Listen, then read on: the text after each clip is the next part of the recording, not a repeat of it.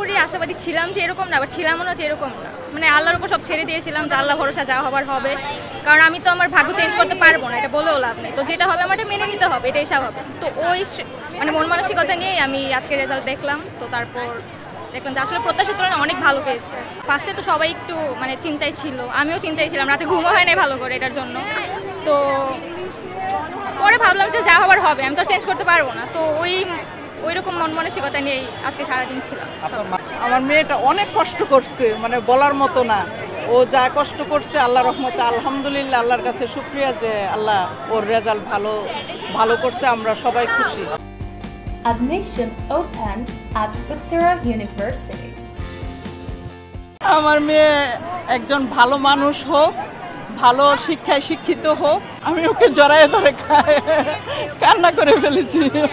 আমি অসুস্থ, তারপরেও মানে ওর রেজাল্ট, ও তো ঘুমের থেকে উঠে না, ও ঘুমের মধ্যে শোয়া থেকে ও করতেছে। আমার ঘরে মেহমান আছে, তারপরেও মানে আমি ওদের সাথে হাসি খুশি থাকতেছি, কিন্তু আমার মনের ভিতরে একটা কাজ করতেছে, বুঝতেই পারেন এরকম আর কি। আমি খুব খুশি আমার মেয়ের রেজাল্টের জন্য। আমার হাজবেন্ডও অনেক খুশি, অনেক কষ্ট করছে আমার মেয়েটা। দেখেন রেজাল্ট দিয়ে তো কাউকে ডিফাইন করা যায় না, আপনারা দোয়া করবেন আমি ভালো মানুষ ওইটাই জায়গায় যেতে পারি, এটাই না। ওর বাবা তো ঢাকা ভার্সিটি ল ডিপার্টমেন্টে পড়ছে, ওরও ইচ্ছা যে ও বাবার মতো যদি ঢাকা ভার্সিটিতে হয়ে যায় ল, এটাই আমাদের আশা আর কি। বাকিটা আল্লাহর উপরে ভরসা।